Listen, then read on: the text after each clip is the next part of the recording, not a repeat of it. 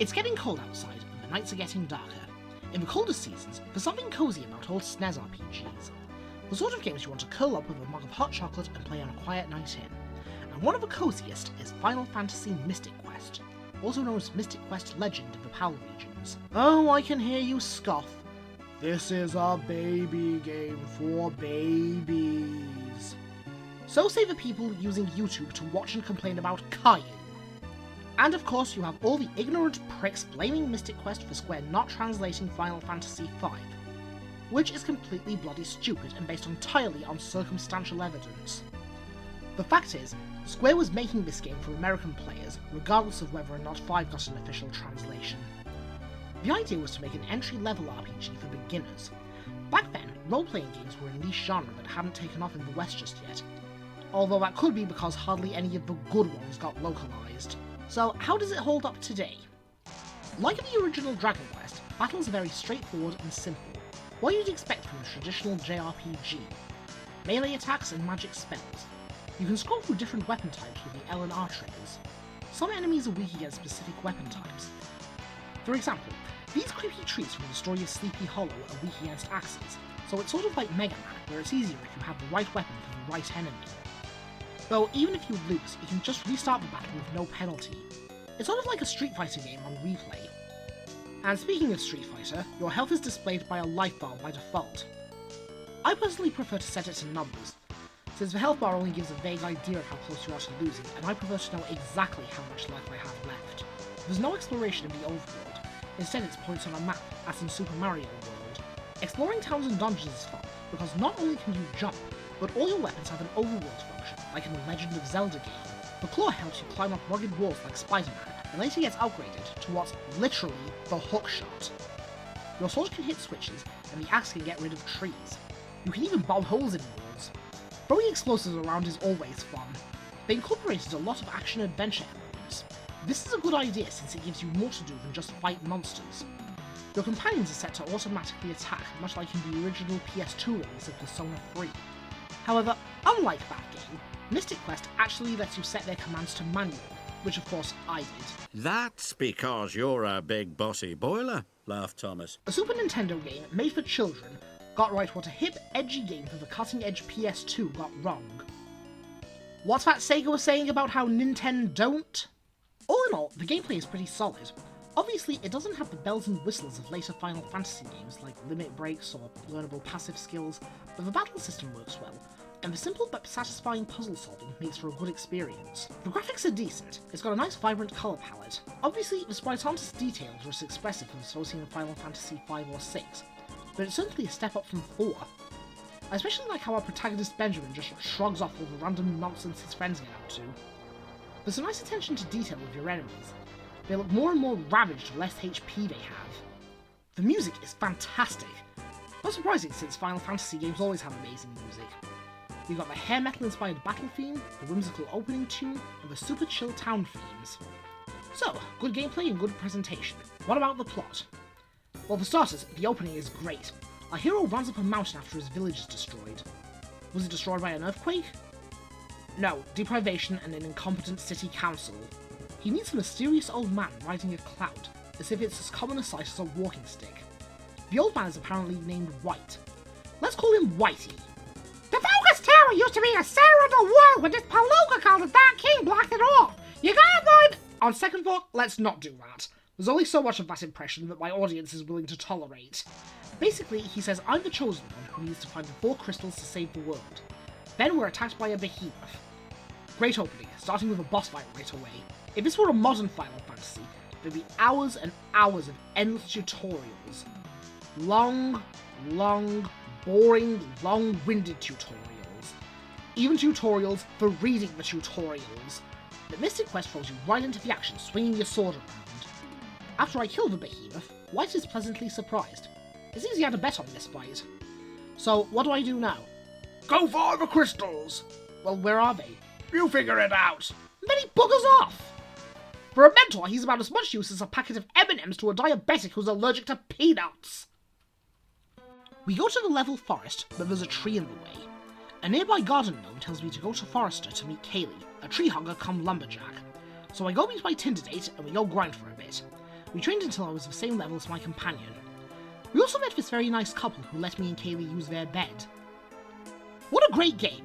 15 minutes in and we've already slept with a pretty redhead. And they let children play this, you say?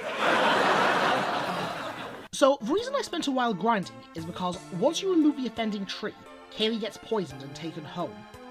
Without grinding and the gratuitous sex scene, she was in the party for exactly 2 minutes and 19 seconds. That's not even enough time to cook a pot noodle! When she leaves, she gives you her axe as a parting gift. With this, you can chop down most of the trees that get in your way. And the Planeteers are powerless to stop me! I need to go to the Sand Temple to get some medicine for Kaylee, but Tristan, the Master Thief cosplaying as Prince Ali, beat me to it. He offers to sell it back to me for a whopping 9,000 gold. He won't even give me a Friends, Family and Chosen Ones discount! Vampire! Leech! Bloodsucker! Parasite! Use your ass! Shut up! My allowance is only 2 gold a month. That does not meet the national minimum wage. This, if you don't mind me saying so, was Margaret Thatcher's Britain. No wonder Benjamin doesn't miss his hometown. We strike up a dodgy deal, which involves me helping him pull off a heist in the Bone Dungeon, during which he offers to teach us to throw... bombs. How generous, giving a load of explosives to a complete stranger. What could possibly go wrong? We fight the Red Bone Dragon and help ourselves to the treasure. Tristan finds the hookshot, I find the Earth Crystal. That was a bit of luck, wasn't it? Me and Tristan part ways, and after I give Kaylee her medicine, and my phone number, I go through the Focus Tower in search of the Water Crystal. In a cave, we meet a blonde bombshell in a leotard, the nihilistic Phoebe, whom Benjamin is convinced that he's definitely on with. Might I say what a charming smashing leotard you have on? By the way, I'm the chosen one. Can I get you a drink of the old firewater? It turns out she could use some firewater actually, as her hometown is frozen over and her grandfather is trapped in his underground man cave because of all the ice. In the ice pyramid, Phoebe gives us her cat claw, which I use to climb rugged walls. Spider-Man! Spider-Man! The shit's about to hit the fan. Your friends will think you're a jerk, and you're always late for work. Look out! It sucks to be Spider-Man. Mary Jane's an attention whore. Dr. Connors is such a bore. I can't take any more. That's it! I quit being Spider-Man. To get the water crystal, we go through another dungeon where all the enemies are invisible. This almost felt like actual random encounters. It turns out you were supposed to find the magic mirror to make the enemies visible. Oh well, no problem. I'm the chosen one. Now that we fought out Aquaria, we rescue Phoebe's grandfather, Spencer. We say our farewells and I head off in search of the fire crystal. My search takes me to Fireburg, a city where they have working electricity in a sword and sorcery setting. What are those strange writings on the wall? Is it a spell of protection to protect against demons? No, it's the Wi-Fi password. We're not savages here. We meet with my next companion, Ruben, a literal Power Ranger. Seriously, he's even called Red in the Japanese version. Ruben needs my help to save his father, which we do by moving a boulder that's blocking the way. What town did we just crush? Shelbyville. I don't think the gods will mind a little collateral damage. I am the chosen one after all. We then learn that the fire crystal is in the volcano. Oh really, I've never smegging guessed. When we reach the heart of the volcano, we find the most complex dungeon of the game. It's a long dungeon full of dead ends and forks in the road. It's the closest the game has to a frustrating part. Even the final dungeon is more straightforward than this. We fight the two-headed dragon, leaving the two heads to blame each other. I'm so tired of your nagging. And I'm so tired of your bragging. Without me, you'd have no brain with which to think. We get the fire crystal and head back to the Focus Tower to open the door to the wind crystal. We get to the bridge, where we're ambushed by monsters, and Ruben falls off the bridge in the struggle that follows. Don't worry kids, unlike Final Fantasy VII, none of the party members die in this game. They just get really big boo-boos. Tristan rejoins, and we carry on to the Alive Forest. Unfortunately, the Great Deku Tree is in one of his moods and won't let us pass. We need someone with a green thumb to persuade him, so we go back to Aquaria and meet up with Kaylee, who's searching for her father, Captain Mac. Tristan has decided not to be a third wheel, so he goes off on some big caper with Spencer, while I take Kaylee on a romantic walk through the woods.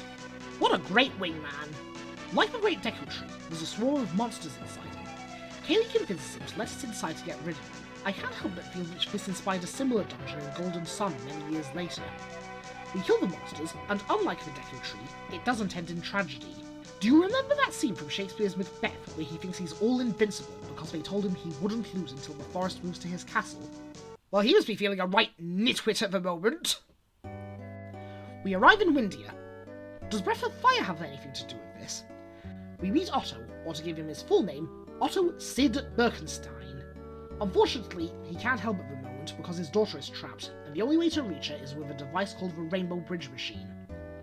If you need a rainbow that badly, why not just call the Care Bears? To fix the machine, we need to catch the annoying prat who's causing all the wind. And I'm not talking about someone who eats nothing but baked beans. It's an arsehole named Pazuzu. Whenever we corner him, he dashes into the lift and runs away like a little sissy boy. So we need to go up and down the tower, closing all the lift doors until he can't run away anymore. Coward that he is, Pazuzu does provide an interesting boss fight. When he's in a defensive stance, you can't hit him or he'll do a powerful counterattack that does massive damage to you. When we kill him, we restore light to the wind crystal. Now the rainbow machine can work again. Reuben rejoins and we find Captain Mac's ship. Apparently there was a mutiny on board, as everyone here is out to get us. This is one dungeon where I overthought the problem.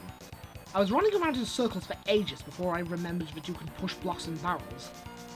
It turns out all I had to do was push this barrel aside and we can go right to the boss. That wasn't my fault! It's just been so long since I needed to push a block, I just forgot I could do that.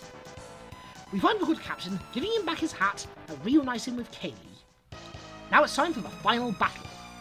Phoebe joins me as we storm the Doom Castle. We go through all the floors, refighting the elemental fiends. A long dungeon, but like I said before, at least it's very straightforward. At the top of the tower, we find the Dark King. Your reign of terror is over!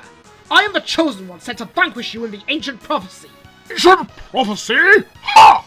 I am the one who started that rumor! What? You're no king! You're just a shameless self-promoter! Do you not see the irony here? We're not so different, you and I. That's right, we're not. And that's why I'm going to kill you. This world is only big enough for one ego! Mine! What follows, in spite of the epic final battle music, is the easiest final boss in Final Fantasy history. All you have to do is keep spamming Cure. You get like 1,000,000 points of damage with each blast. Even his final form goes down quickly. Ah! The light! Now that the Dark King is gone, I claim my rightful place as the king of all narcissists. Whitey returns, revealing his true identity as the Crystal of Light. Nice job, children. I can certainly pick 'em. Now go out and enjoy the world. Which Benjamin does. He borrows Captain Mac's ship to head out on another adventure. The characters all say their goodbyes. Oh, is Kaylee going in for a hug or a kiss? I'll miss you too, my little tree hugger. And Tristan is coming along to see what treasures we'll find in the new world. Probably for the best. Have you ever tried to steer a galley by yourself? So as you can see, it's a pretty simple, light-hearted plot with bare-bones characterization. But at least the characters have something going on. It's more than Final Fantasy II at least. The story's obviously not as deep or emotionally gripping as other RPGs for the SNES. I mean, Benjamin treats the destruction of his hometown like it's a minor inconvenience that he can just shrug off. The local theatre was crap anyway.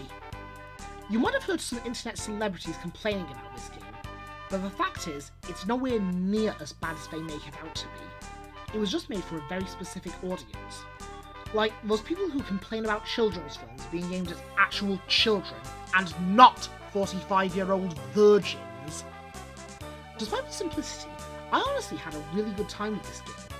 You can easily beat it in a weekend, so back in the old days, it would have been a perfect rental title. Stop Skeletons from Fighting, in his Happy Video Game review, said, sometimes you're in the mood for an RPG, but you don't want to commit to a big 100-hour adventure. I agree with this mentality.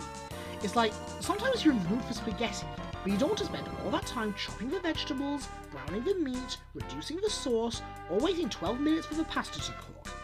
Sometimes you just want to pour hot water on a pot noodle. And that's what Final Fantasy Mystic Quest is. The instant noodles of JRPGs.